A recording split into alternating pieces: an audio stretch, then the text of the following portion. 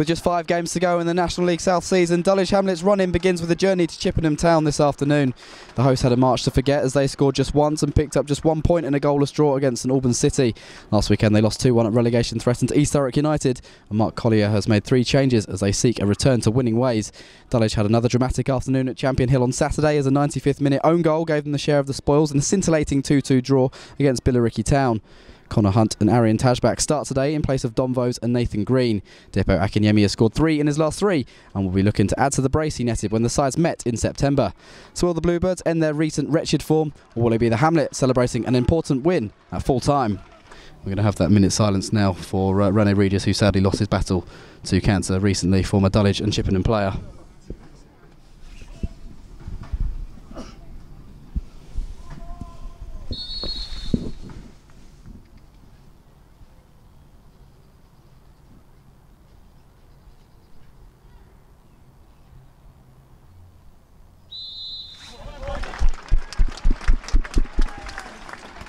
Sending one down the line, took a deflection off Maskell. Will still reach Carnell Chambers, one of the players into the lineup today from the defeat last Saturday. Rigg with the cross. It's glanced on by Jan Klukowski, but can't trouble Edwards. Caught by a late foot. Thompson, Akinyemi down the left wing, beating his man again. Pass inside, Thompson 20 yards out, goes to the early shot. It's going off target, the keeper opts to dive and save anyway. Forward to Ferguson in the centre circle. To his left is Tajbak's first time pass. Sets Akinyemi on his way, and he'll look to run at Rutty again. Twisting and turning. Pass across the area. Must be for Thompson. It's just behind him in the end. Thought Thompson was going to score then. Must have been just behind him. It's clear for the corner. Akinyemi, I thought I put it on a plate for him. The keeper stretched out an arm. Couldn't get there. Just behind Thompson. He couldn't quite convert the low ball in. The wing where Osei is waiting. Sends in a low cross. Congo should have maybe done better. It's come out to Rigg. Strikes it across goal. Offside flag is up. Won't count. Joy is short-lived. Jarvis put it home. Rigg went for a shot which was going way off target. It was deflected in by Jarvis. Ball's in the back of the net, but the flag saves Dulwich there. Actually, he does use him. That with Maskell. Sends in a right-footed cross. Thompson brings it down. Well controlled in the area. Back to goal. 18 yards out. Hunt. Can he get in the shot? Yes, he can. Bit of a scuff in the end. Just couldn't quite hit it sweetly, Connor Hunt. About 10 yards from the corner flag on the far side as Clunas takes the throw to Tajbaks. Manages to get in across. It's a good looking one. Thompson gets his head on it. Just over the top. Only a yard or so over the crossbar from Dan Thompson. So good in the air. Lovely cross that from Arian Tajbaks. Thompson almost adding to his 3 goals for the club there. Coming in field, onto Hunt it's come. That's the right wing Clunas is waiting to receive. Can he get past his man? He has got past Osei. He's come back at him, to be fair. Referee's given a penalty. Clunas went down, he thought about it for a moment, the referee. Turned Osei, went to ground Clunas. I thought he might have just slipped for a moment. And that's a huge high five to the Dulwich number 2. When he went to ground, Osei tripped him, says the referee. Gave it a split second to decide, make up his mind. Scored 2 penalties this season, including last weekend. And he scores this one. The keeper went the right way. Gets it in the corner though. Akinyemi continues his recent goal-scoring form. And Dulwich have a rare away lead this season. Confidently done. He's in red-hot form at the moment. 16th goal of the campaign. Just a fist pump to the crowd from Dippo Akinyemi.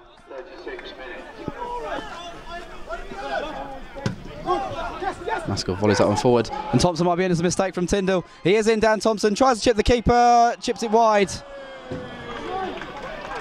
Got it over Brad House, and it just agonisingly dropped wide of the far post from Thompson. Maskell with a volleyball out of defence. It bounced over the jump of Greg Tyndall, who misread it. 3 places, yes, but about 10 points I think it is. Be much more comfortable this season. Rigg might get in the shot here. Low cross in from Tariq Osei. George Rigg had come forward from right back. Managed to get hold of the ball just outside the D. Snapshot on his left boot, and Edwards was rooted to the spot watching it. Rubbing the back of his head here, Chambers. And they've gone short. Dulwich just switched off. Gunner Can drive into the area to the byline, low ball in, blocked by Tajbats. Struck from distance and off the leg of it. What a save that is. He didn't see it at all till late, Preston Edwards. It was driven on by Carnell Chambers at the edge of the area. First save Edwards had to make today. It's off his right leg and diverted over for a corner again. Dulwich went to sleep though and so nearly punished for it. Smile with the latest corner. Ferguson got his head on that. Dulwich haven't cleared out their area. It's come to Chambers again. Takes a touch. Sends the shot. Hit the post this time. Denied once by Edwards and then secondly by the post, Carnell Chambers. Will that lift Chippenham into life, roar them into life in this game? Been in swinger from the left boot of Connor Hunt. It will be. Tajbats has moved away. What a ball that is, and it's palmed away by House. Bounce awkward in front of him. Neither Taylor nor Akinyemi, I think, who were the two players going in, could get the touch. House did well, palmed it away. It was almost nestled in the corner. Sends it wide again. Maskell can take a touch. Decides not to cross. Does get in with his right boot in the end, and it's brought down by Thompson. Able to bring it down. Dan Thompson pokes it on straight at the keeper. It was unmarked. Thompson could chest it down. Could only prod it straight at Brad House. Tajbats up to Thompson. Thompson has won a free kick. He was caught by Tyndall.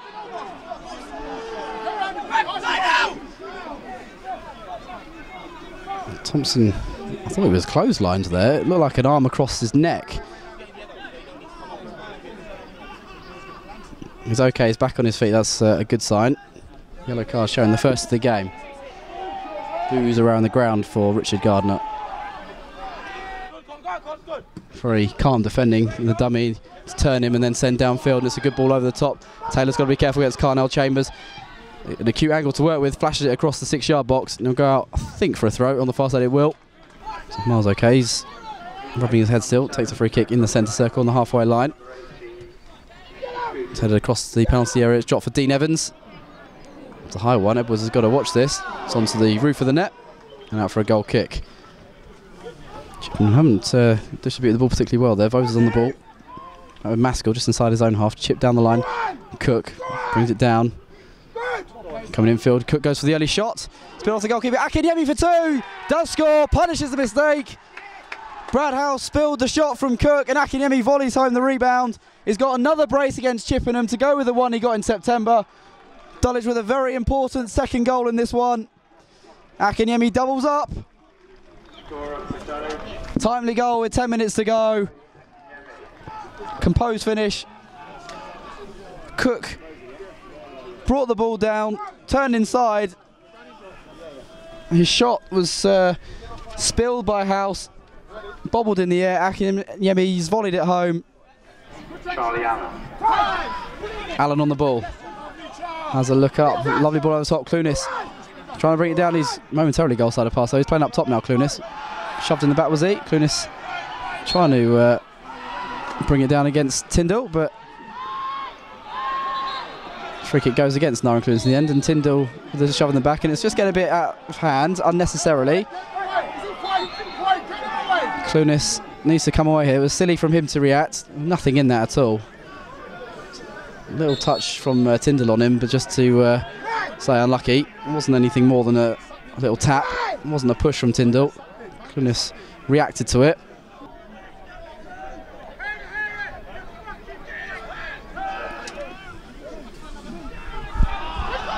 Oh, it's a red. He's been shown a red. I can't believe it. I thought he was getting a yellow for just reacting to that. He's actually been shown a straight red card. Well, I cannot believe that. Well, that makes things interesting. Dulwich's got to play the last 6 minutes or so with 10 men, and Clunis. Well, he shouldn't have reacted to it, but I'm surprised and stunned that he's been shown a straight red card there. Here's Allen. Can hold the ball nicely. Tajbats forward. Lovely ball outside of his boot, and Cook can run towards the area. Can he seal the win once and for all? Anthony Cook gets in the shot. Fine low save by House. Really smart save indeed, and Smile will bring it away. Chambers at the other end heading clear to Jamie Maskell. Con guys like it to bounce. Could be dangerous. It's dropped from Makuti, gets there ahead of Michael Chambers. On he goes, Nick Makuti, tries to draw Edwards, goes round him and scores. Dulwich have gone to sleep there. They've allowed the ball to bounce and couldn't get it clear. Nick Makuti has given Chippenham hope. Dulwich not closing this game out properly. Only a few minutes to go. And the nerves will be in the system well and truly now. Makuti bringing the ball down against Chambers, rounding Edwards and managed to slot in on the angle. Throw in for the home side. Just their second goal in the last 6 games, that from Makuti. George sends in the cross, Edwards should get there again. He does. It's a very good grab, pressing Edwards under pressure. Edwards knocked to the ground. He's done well not to get injured. Gav, long overdue away win. Did you think we deserved that today? I did. On chances, we created a lot of chances away from home. When you go away from home, you're not guaranteed to get as many chances as we did. I think Dan was very close with one, with a nice little chipped effort. And in the second half, I think he should have scored. I think he knows that. But we had a few others. And to be fair, them coming back in at the end, we should have defended that better. Doesn't matter that we was down to 10, we should have defended that better. But we didn't give them that much. I think at the start of the second half, they had a few opportunities, but apart from that, we didn't give them that much. 5 and 4 for Dipper now. His predatory instinct shone through again today, particularly with the second goal. Yeah, definitely. I think, you know, the reason we've really started playing Dipper more is that he stood up. We played against Torquay and he stood up and said like he wants to play every week and he thinks he can play every week. And we told him what we needed from him in order for him to play every week. And he's given it a good go. He's worked really hard. He's tried to include, you know, to get his the rest of his all-round game better for the team. And he's given it a good go, you know. And you can't even say, or you can never say that he's not worked hard in these games since then. So because he's done that, I think he earns himself. He'll always score. Dipper will always score. I think at any level he'll score a goal because he's got that knack. But what he's doing for the team, the honesty, the hard work, he's done a lot of hard work today, stuff that forwards don't really want to do, but he was willing to sacrifice himself. And since the Torquay game, he stood up and he was very brave and he said, look, I think I can play more, and that's fine. That's what I want to hear. I want to hear players back themselves and challenge themselves, because I want to challenge them as well if they say that. And he's proven himself. So great from him. Obviously, probably the only blip from your point of view this afternoon was the last 10 minutes or so. What did you view of the last 10? Chippenham, I don't know where the lad is, but he's clever. He's sucked Nairn in. Nairn probably should have pushed it and really made the last man sweat defensively. He might have got a red card in our favour really, but he held on to it, and then obviously I don't know whether we got a free kick or not, but Nairn couldn't get up. He stopped him getting up.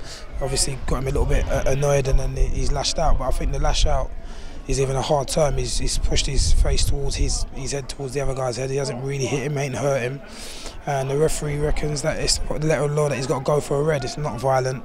No one's hurt. So yeah, I'm not sure about that one from the ref. But really, 2-0 up now and doesn't need to get involved. He knows that. He's experienced enough to know that he's been sucked in a little bit. But we will appeal it because for us it's not a red. And the goal as well could have been avoided? Yeah, that had nothing to do with 10 men. That's just open play. With, you know, I think Michael's headed the ball to Jamie and Jamie's headed it anyway. I don't know what he's done. And then Magnus really is either going to go up for the first header or drop off. He's done neither, and they've used him and got headed it on. And then last is Michael Chambers. Instead of sort of swinging his right foot at it, he can probably just earn his money and defend properly and delay the guy as long as he can. But he swings his leg at it, misses it, and the guy's got a better opportunity. So generally, individually, we didn't defend like that today. We defended really well, responsibly. But those sort of goals we've been losing all season, and it makes it really hard. The good thing we did do is we didn't do that sort of thing today. Generally, we defended really well, and it gave us a chance, a platform to get a goal, because I think we'll always score a goal. So generally, our defending was good. I was going to say, all in all, a battling performance and probably one of your most satisfying wins of the season. 100%. I think we had some flair players on the pitch who had to do things that they're not used to doing. Had to really work hard and sacrifice their game. And it's no different to all the teams in the league. All the best teams in the league come here and they have to be as professional to places at places like this and pitches where it ain't so nice.